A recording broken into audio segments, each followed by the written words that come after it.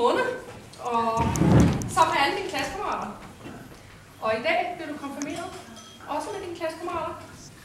Og præsten han fik sagt rigtig mange gode ord til jer i dag. Til jer alle sammen. Og vi har kunnet mærke på dig, at du har synes det her forløb med det der præst og sådan, det har været rigtig godt. Så vi tænkte, at du skulle have din helt egen præst i dag, som kunne sige noget kun til dig. Så jeg har været så heldig at få en, der hedder Niels Enersen, til at komme og sige nogle ting til dig.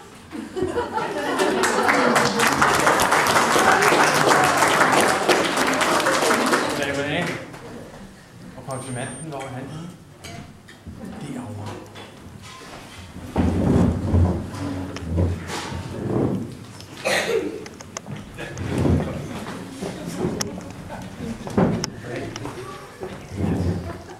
Tillykke. Johan, jeg tænkte, skal jeg stille mig hernede for enden?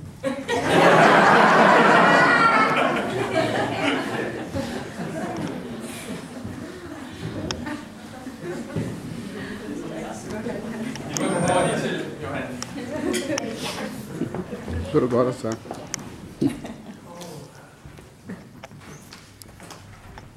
Kære konfirmand, kære familie og alle andre i denne opstemte forsamling. Det er en helt særlig dag i dag. Nu da hele familiens lille Johan er blevet konfirmeret, og dermed for alvor er trådt ind i de voksnes rækker. Forventningerne har været høje, og som konfirmand har du gået til forberedelse i snart et år.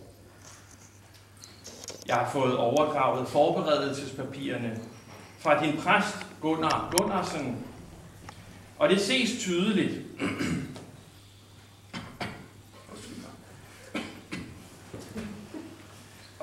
tydeligt, at du har fulgt forberedelsesplanen til punkt og til prikke, men at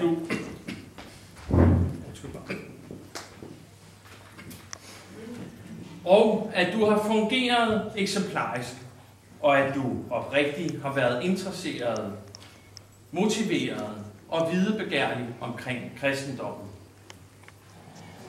Det er rart at møde et ungt menneske, der hverken går op i tøjstil, computerspil, Facebook, Instagram eller anden nymodens pjat, som for eksempel mobiltelefonsnak eller sms'er. Der er mange ting, der skal tages stilling til som konfirmand i år 2016.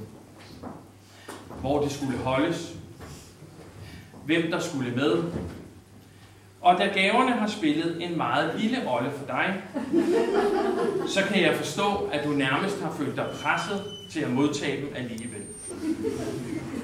Det er en smuk tanke. Hold endelig fast ved den. En kort tid, så ser I mig ikke mere. Og er der en kort tid, så skal I se mig igen. Det kunne have været mine egne ord. Men jeg har goklet mig frem til dette evangelistiske citat. Lad mig fortolke et andet citat, der stammer fra en sang, som du med sikkerhed kender. Den hedder Buin.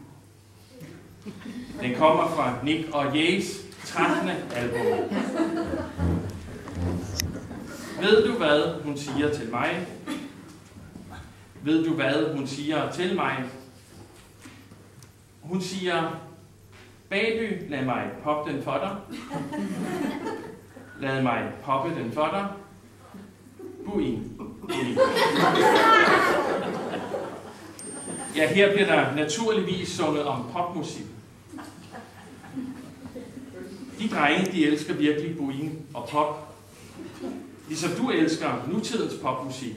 For eksempel Justin Bieber eller One Direction.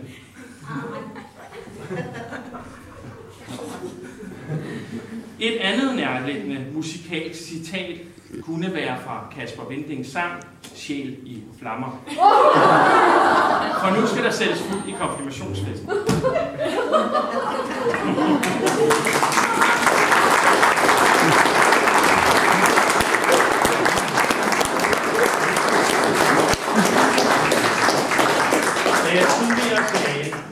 tidligere sagde, i kort tid, så ser I mig ikke mere, og er der en kort tid, skal I se mig igen, var det ikke helt tilfældigt. For som de fleste de nok allerede har luret af, så er jeg ikke præst, jeg er entertainer, jeg er tryllekunstner, og jeg er kommet her i dag for at sætte fuld i festen. Så nu går jeg ned og skifter tøj, og når jeg atter kommer tilbage, så bliver der tryllet lidt ved bordene.